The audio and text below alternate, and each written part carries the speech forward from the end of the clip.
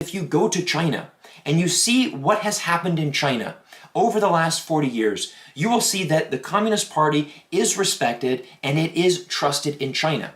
Now, I'm not going to sit here and pretend that China's communist government is not without its problems. Every government in the world has problems, including China's, including America's. That's not the issue right here. What we need to look at is we need to look at China from the lens of a Chinese person. Let me give you some valuable perspective. Let's imagine that you are a grandmother or a grandfather in China today. Now, you would have seen China in some of the darkest days in history. You would have lived through the Cultural Revolution. You would have lived through the Great Leap Forward, and you now see a much more prosperous China. Let's imagine that you're a mother or father, middle-aged and in China right now. Probably as a child, you didn't have much, but now you have much greater opportunities, and you're very optimistic about the future of your country because you've been able to experience firsthand this incredible rise of China becoming the second largest economy in the world. Now finally, let's imagine that you're a college student or even a young child, someone even younger, let's say below the age of 12. The only thing that you've experienced in China is a prosperous and rising China. So again, we have to stop looking at China from these American lenses. We have to stop saying, well, China doesn't have freedom of speech, therefore it can't be a legitimate government. Well, China doesn't have the right to protest. Its citizens are actually slaves. Stop looking at things from an American or Western point of view. Put yourself in the shoes of Chinese people. If you are that grandmother, that mother, that college student, that young child, and you look at China from that perspective, you will be able to see China and its government in a very different light. Now let's go back to that previous article that highlighted the many possibilities of the Sino-American relationship moving forward. And again, one of the options that the author listed here is mutual accommodation. Now, if many of you, if you've been following this channel, you know very much that I am passionate both about the country of America and China. And definitely, mutual accommodation, learning to work together, mutual respect is what is needed between these two countries. The world is large enough for both the United States and China to win, and most importantly, if the two countries can learn to work together, this is how the world is going to move forward. But the biggest thing that we have to change for America, we have to get rid of this idea that we need to change China. Now, many of you who are watching this, you might be thinking, Cyrus, you're taking too much of a pro-China stance. You are not supporting America, you are not supporting your government.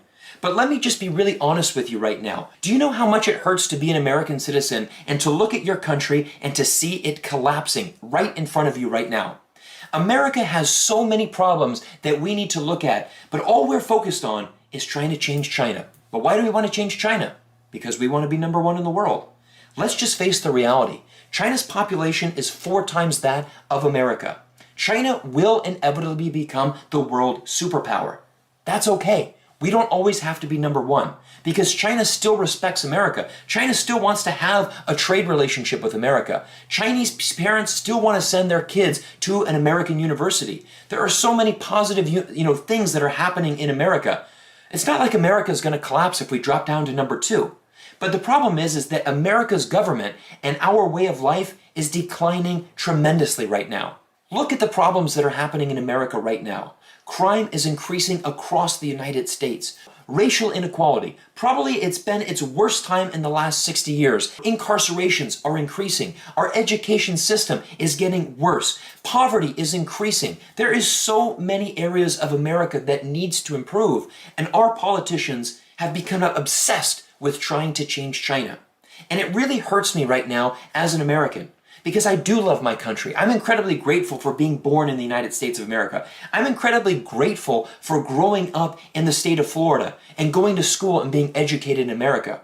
I had a wonderful life growing up in America. But now that I've been abroad for 14 years, it really pains me to see the status of my home country. Do you know what it feels like to be an American citizen and to have your 76-year-old mother call you and say the best thing that you ever did in your life, Cyrus, was to leave this country? How do you think that makes me feel as an American?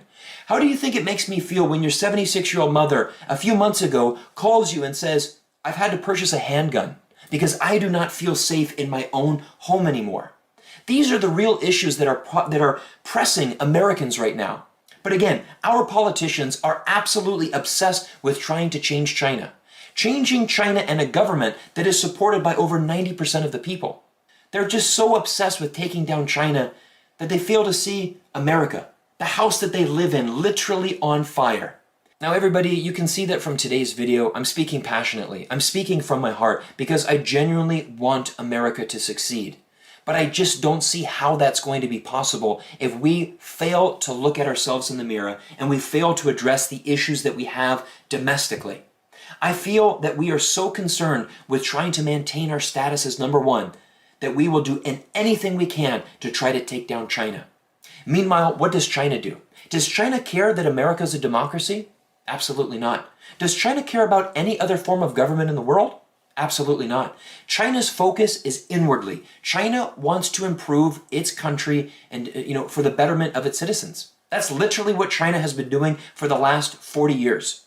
And they've been doing it extremely well.